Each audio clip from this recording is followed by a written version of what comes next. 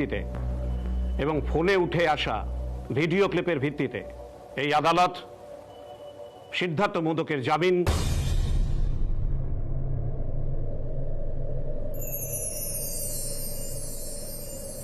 মঞ্জুর করছে। তুমি তো জগতের প্রাণ, ফিরিয়ে দাও দু হাতে, তোমারই মগনে গগনে গগনে শুনেছি তোমার গান।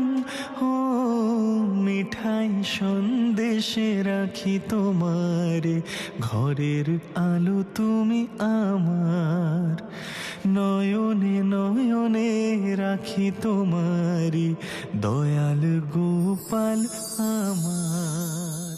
সিদ্ধার্থ মোদকের পরিবার এবং তার শিক্ষা দীক্ষা ইত্যাদি বিচার বিশ্লেষণ করে আদালত মনে করে না যে এই ব্যক্তির দ্বারা সমাজের কোনো ক্ষতি হতে পারে।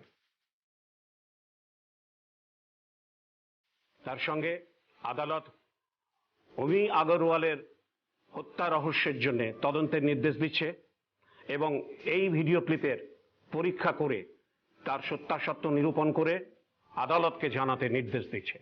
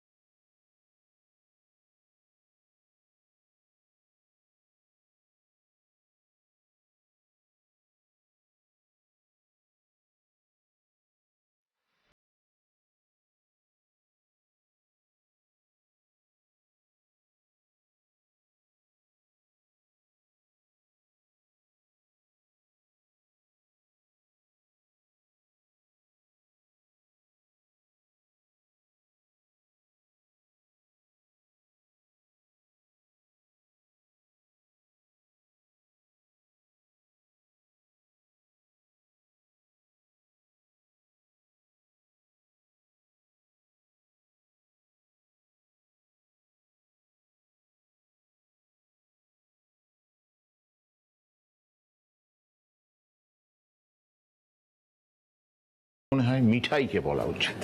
তার কারণ হচ্ছে এই ভিডিওতে এই জিনিসটা তো মিঠাই খুঁজে বের করেছে, তাই না? আমার কি মনে হয় জানেন তো, মিঠাইকে মিঠাইয়ের গোপাল হেল্প করেছে।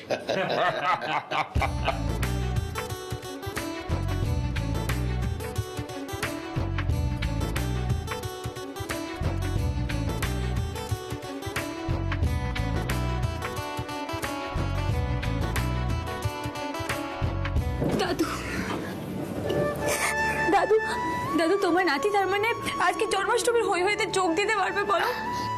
যতই ক্লান্ত থাকুক না কেন, গোপালের জন্য কিন্তু আজকে ওকে সবকিছু করতে হবে। আমার গোপাল সত্যি আজ আমাকে হেল্প করেছে, আমাকে বাঁচিয়ে দিয়েছে আমার পার্টনার। থাকো গোপাল, থাকো থাকো থাকো।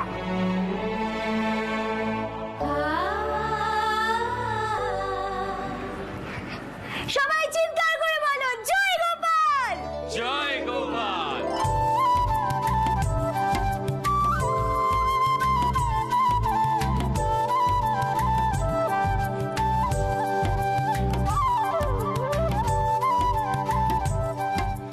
দাদাই বলছি, চলুন এবার তাহলে আমরা রওনা দিই। জাস্ট দু তিনটে ফর্মালিটি বাকি।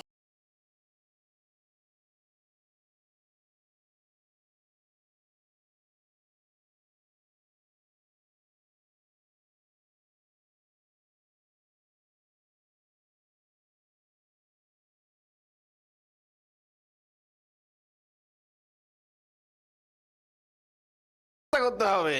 আমি নাই দাদু, আজ জন্মাষ্টমীতে তোমার নাতিকে গোপাল তোমার কাছে ফিরিয়ে দিয়েছে। দাদাই, মিঠে রানীকে বলো একটু রিল্যাক্স করতে। এই তো কয়েকদিন আগে সুস্থ হয়ে উঠলো, বেশি দৌড়দৌড়ি করলে আবার অসুস্থ হয়ে পড়বে। বলে দাও প্লিজ। দাদাই বলছি এরা পরস্পরের চিন্তায় এতটাই অস্থির হয়ে পড়ে যে মাঝে মধ্যে আমাদের প্রাণ একেবারে ওষ্ঠাগত হয়ে যায়। চলুন চলুন আমরা রওনা দিই। চলো চলো চলো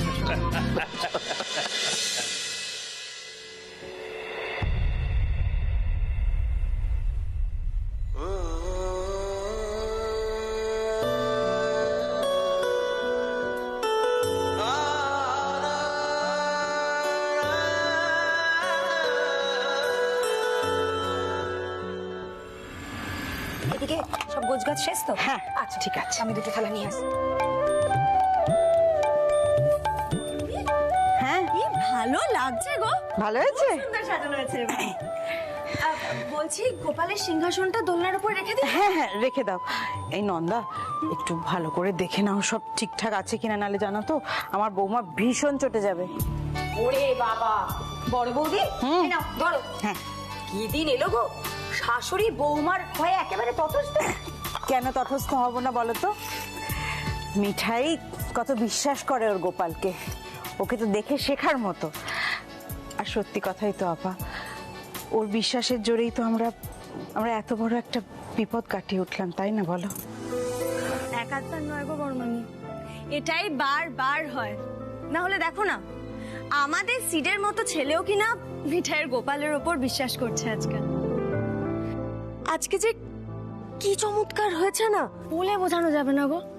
হ্যাঁ, ও বলছিল আজকে নাকি সিডের বেল পাওয়া প্রায় অসম্ভব ছিল। জানিস না, আমার না মাঝে মাঝে পূর্ণদিনের কথা মনে হয়।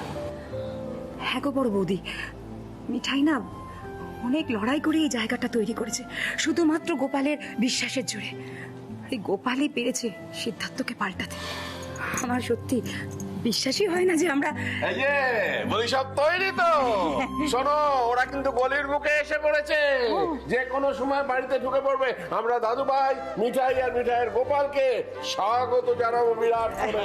রাজীব কুমার ওদের নিয়ে বাড়িতে ঢুকলো বলে। বাবা কিচ্ছু চিন্তা করবেন না, সব তৈরি। গোপাল এলেই তাকে আমরা দোলনায় বসাতে পারবো। কি করে সব তৈরি হলো? তোমার গিন্নি তো আছে, ডাকো তাকে। যাচ্ছি। মা, ও মা, শিগগিরই এসো, রাজীবরা গলির মুখে চলে এসেছে তো। আসছি আসছি।